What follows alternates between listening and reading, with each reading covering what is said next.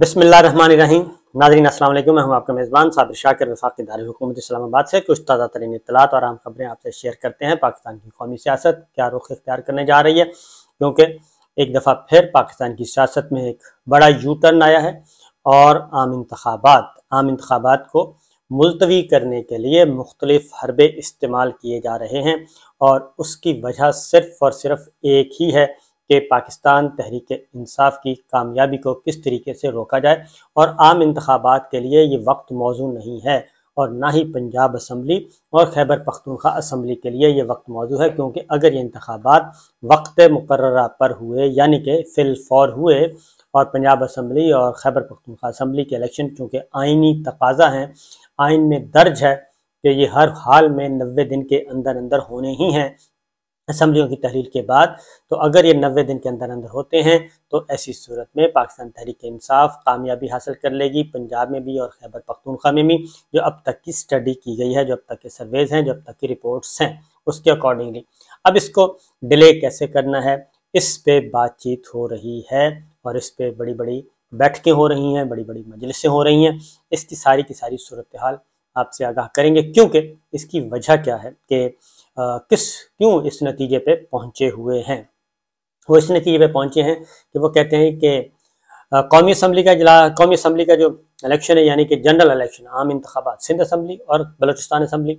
इनको भी हमने तहलील नहीं करना और कौमी असम्बली भी तहलील नहीं करनी, और इन इंतखाबात को हमने हर सूरत में अक्टूबर तक लेके जाना है, यानी कि अगस्त में ये पार्लिमान अपनी मुद्दत पूरी करेगी, सिंध असम्बली की मुद्दत भी, बलूचिस्तान असम्बली की भी और कौमी असम्बली की भी, और इसको हम लेके जाएंगे अक्टूबर में इलेक्शन। यानी कि अगर पार्लिमान मुद्दत पूरी करती है तो फिर 60 रोज़ के अंदर इलेक्शन होना है।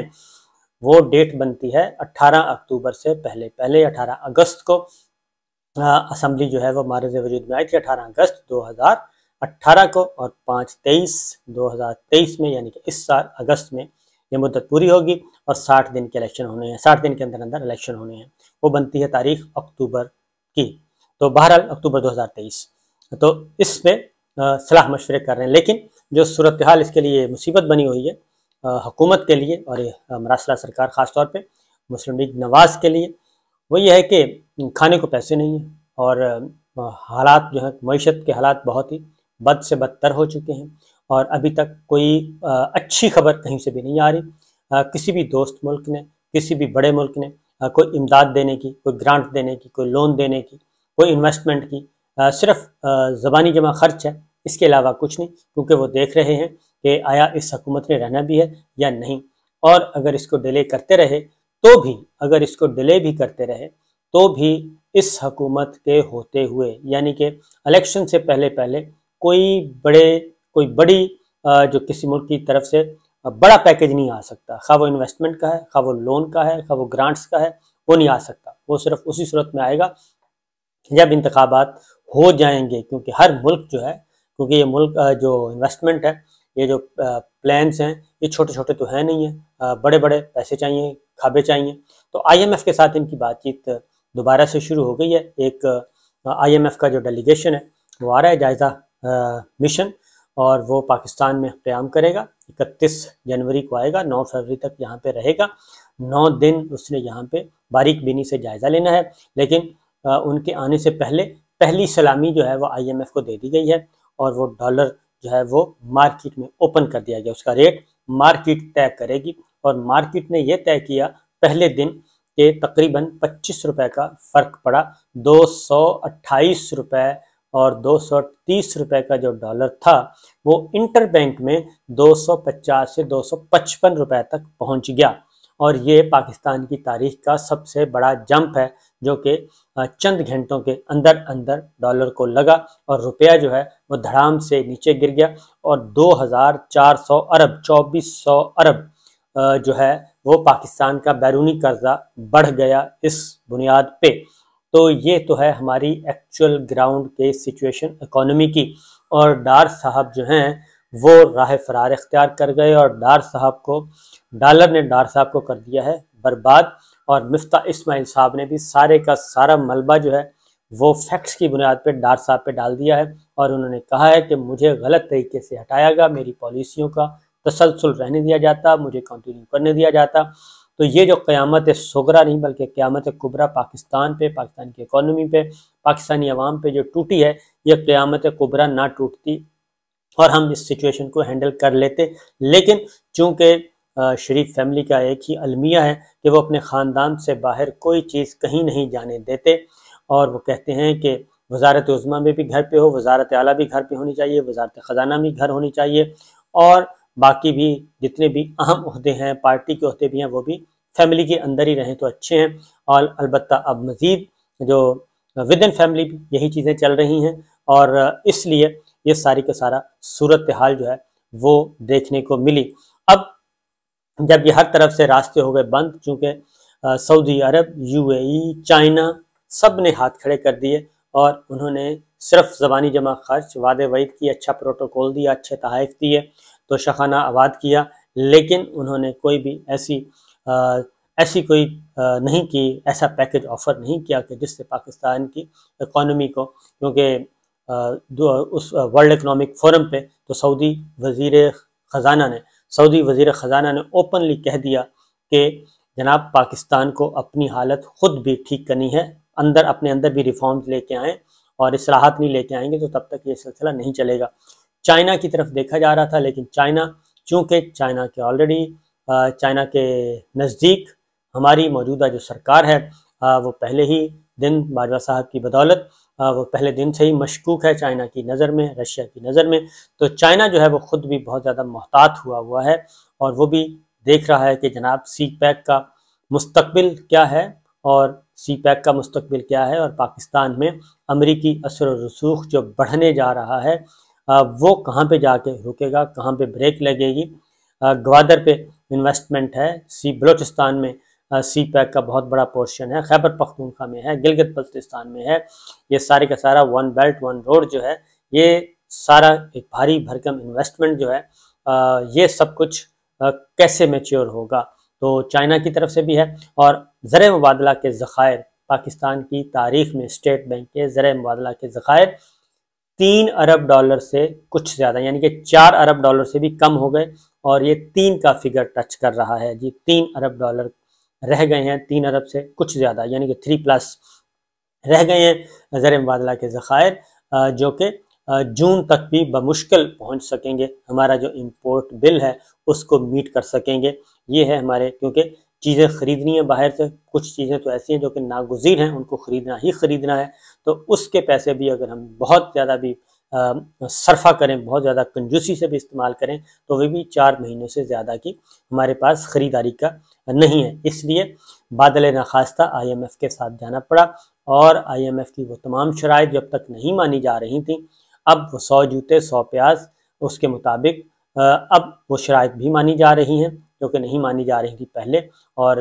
IMF کے بغیر وہ کہتے تھے کہ ہم لے کے چلیں گے اور اکانومی کو آگے بڑھیں گے، ہم بلیک میل نہیں ہوں گے، لیکن یہ سارے کے سارے دعوے غلط ثابت ہوئے، اور جن کی بنیاد پہ رجیم چینج کیا تھا، ان قوتوں نے بھی پاکستان کو کوئی بہت بڑا کیا، کوئی چھوٹا سا ریلیف بھی دینے کی کوشش نہیں کی، اور انہوں نے بھی وہ کہتے ہیں ٹھینگا دکھانا، وہ ٹھینگا ہی دکھاتے رہے ہیں، لالی پاپ دیتے رہے ہیں، لیکن ایکچوئل وہ پریس کانفرنس میں سوال ہو جاتا ہے، وہ بالکل جی ہم پارٹنر ہیں، لیکن ہم وہاں پہ پاور شٹ ڈاؤن ہے جی، ہم بالکل واقف ہیں، ہم نے نظر رکھی ہوئی ہے، پاکستان کی اکانومی برباد ہو رہی ہے جی، ہم نے نظر رکھی ہوئی ہے، اس طرح کے سوالات اور جوابات دے کے رکھا دیا جاتا ہے۔ تو یہ ساری چیزیں جو ہیں وہ چل رہی ہیں، جبکہ اصل جو یہ معاملات تھے، یہ ساری کی ساری بدترین صورتحال کیوں ہوئی ہے؟ وہ بدترین صورتحال یہ ہوئی ہے کہ مراسلہ سرکار کا صرف ایک 1 پوائنٹ ایجنڈا ہے جو ابھی تک چل رہا ہے، اور وہ جب بھی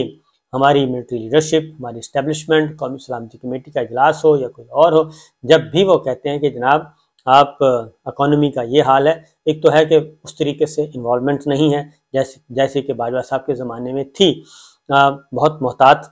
رویے ہیں، لیکن اگر کبھی کبھار پوچھ بھی لیا جائے تو وہ کہتے ہیں کہ پہلے عمران خان سے چھٹکارا حاصل کروائیں، اور اس کے بعد یہ جو تلوار لٹک رہی ہے اس تلوار کو ختم کریں، پھر عام انتخابات سے بھی فی الحال ہمارا کوئی ارادہ نہیں ہے، پنجاب اسمبلی کا بھی کوئی ارادہ نہیں ہے، خیبر پختونخوا اسمبلی کا بھی نہیں ارادہ، ان سارے خطرات سے ہمیں کریں آزاد تو اس کے بعد ہم فیصلے کریں گے، مشکل جن کو جدید نام دیا گیا، مشکل فیصلے، سخت فیصلے کریں گے۔ جبکہ حقیقت یہ ہے کہ یہ ساری چیزیں تو چل رہی تھیں اور عمران خان اور ان کی ٹیم چلا رہی تھی، پاکستان تحریک انصاف اور ان کے اتحادی آہستہ آہستہ آگے بڑھ رہے تھے، اور شرح نمو جو ترقی کی رفتار ہے وہ 6% تھی، اور یہ ساری چیزیں ثابت بھی ہوئیں۔ جو اکنامک سروے، اسی گورنمنٹ کا اکنامک سروے، موجودہ حکومت کا اکنامک سروے، پاکستان کے اداروں کا، انہوں نے جو جتنے بھی اس میں سارے اعداد و شمار دیے، ان اعداد و شمار کے مطابق پاکستان کی معیشت بہترین ڈگر پہ چل رہی تھی اور ٹیک آف ہو چکا تھا، اور اب اس نے آگے گرو ہونا تھا، آگے مزید ترقی ہونی تھی۔ لیکن عین اس وقت جب کہ ٹیک آف ہو رہا تھا، دھڑام سے اس سارے کے سارے حکومتی ڈھانچے کو زمین بوس کر دیا گیا، اور زمین بوس کر کے یہاں تک نوبت پہنچا دی گئی۔ تو اس کا مطلب بالکل واضح ہے کہ معاملہ جو تھا وہ حکومتی ڈھانچے میں ہی تھا۔ عمران خان، MQM اور کاف لیگ اور GDA، یہ سارے کا سارا ایک اتحاد چل رہا تھا، اور شوکت ترین اور ان کی ٹیم جو ہے وہ آگے بڑھ رہی تھی۔